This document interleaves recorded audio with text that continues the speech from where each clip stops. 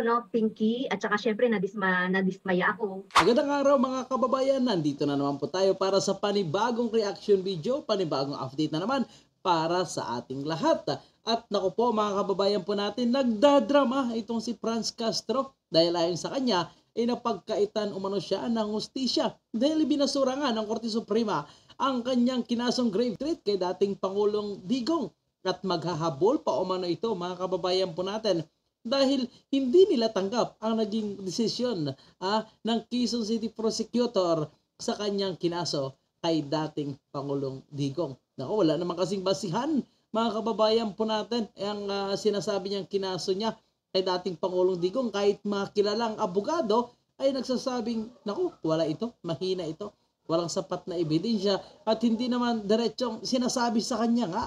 Paulit-ulit na sinasabi ng mga kilalang abogado na useless itong kinaso ni Franz Castro. Ngunit mukhang bayad kasi itong aksyon na ginawa ni Franz Castro. Kaya kahit alam niya na mapapahiya siya, abay itunuloy niya. So ngayon, nagpapapreskon pa ito at maghahabol pa umano. Tingnan natin mga kababayan. Pinky, at saka syempre nadismaya ako. Lalo na yung nabasa ko. Pero officially, wala pa akong Ismaya ka unang-una, alam mo naman na wala kang panalo dito itinuloy mo pa rin. tatanggap, no? Nakita ko lang yan sa mga reports. Mamaya pa makukuha namin yung official. So kung ito nga yun, nalungkot ako, Pinky, no? At lalo akong natakot dahil doon sa mga sinasabi nung judge ng prosecutor, nung piskal doon sa kanyang decision, no, na parang tingin natin, ako personally parang tingin ko abogado ka ba ni dating presidente Duterte, kasi siya na yung nagpapaliwanag for that na yun dapat ang gagawin doon sa judge kung umakyat ito. So nakakalungkot at saka nakakadismaya. And what would be your next move? Well, mamaya may meeting pa kami, no, with my lawyers. Definitely hindi siguro kami sa prosecutor's office, no. So tingnan niyo mga kababayan po natin, talagang hindi ito susuko at tuloy-tuloy pa rin kasi unang-una parte ito ng demolition job ang kanyang ginagawa. So kahit matalo man siya, ituloy lang nila ito dahil unang-una gusto talaga nila sirain itong vice president. Siyempre kapag masira nila itong ama, abay damay na ang anak mga kababayan po natin. Kaya tingnan mo ang kanilang paghahanda na ginagawa, Kita naman po natin na malakas ang loob nito ni Franz Castro dahil na sa likod niya nga itong si House Speaker Martin Romualdez na talagang hindi sila pinapabayaan kung dati ang mga ito ay hindi pinapansin diyan sa House of Representatives, Dahil puro kontra sa ating gobyerno, kontra sa mga batas na nakakatulong sa ating bansa at mapiperwisyo nga ang kanilang parang sabihin natin sinusuportahang grupo.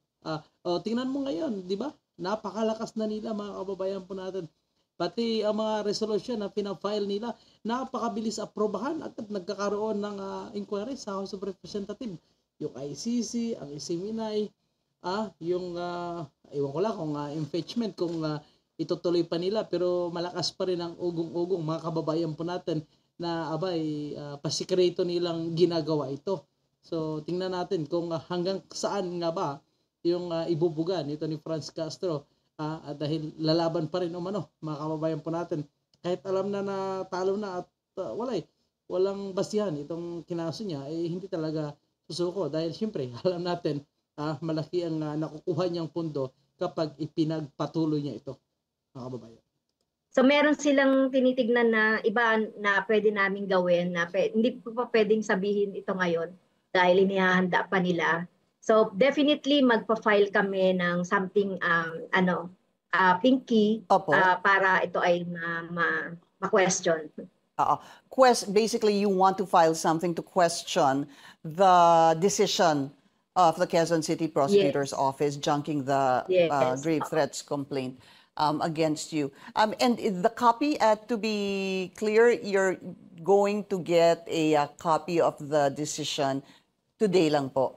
Yes, we will going to have the copy this morning, yung decision. So ito po mga kababayan po natin, dahil na-dismiss na nga yung kasong final ni Franz Castro na sinasabing pinagbantaan umano ang miyembro ng kanilang organisasyon, itong House of Representatives. So maraming congressman ang nagsalita sa gitna sa kanilang House plenary, mga kababayan po natin. At isa nga dyan ang anak ng ating Pangulo na si Congressman Sandro Marcos.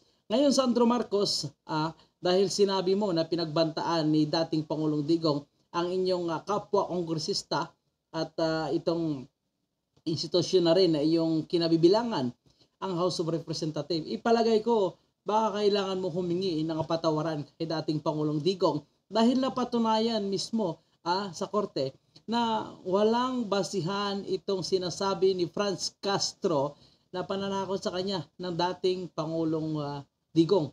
Di po ba dahil yan ang inyong sinasabi? Naniwala kayo sa sinasabi ni Franz Castro, nagpinagbantaan ang kanyang buhay, nasa panganib ang kanyang buhay. So ngayon, korte na mismo ang nagsabi na walang basihan at walang pananakot o walang grave trait na sinabi itong si dating Pangulong Digong. Abay, baka napanood mo ang balitang ito, Congressman Sandro Marcos, at baka gusto mong humingi ng kapatawaran dahil naging fake news ka rin sa sinabi mo kay dating Pangulong Digong. Ang iba kaya na po natin kasi kiniklaim naman nila na kinakalaban nila ngayon itong dating Pangulong Digong na dating pinagsisilbihan nila, dating kaalyado, dating kapartido. So ngayon tinalikuran dahil sa ngalan ng yaman, kapirahan, pundo. Alam naman natin ang ilang kongresista dyan.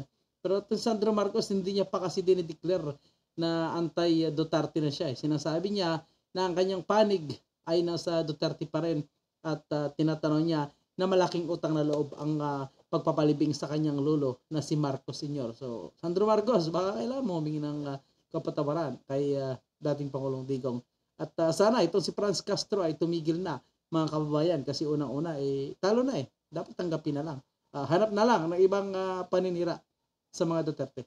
So yan muna yung ating update, mga kababayan. Hanggang sa muli, huwag kalimutan mag-iwan ng inyong komento sa loobin patungkol sa isyung ito. Magandang araw.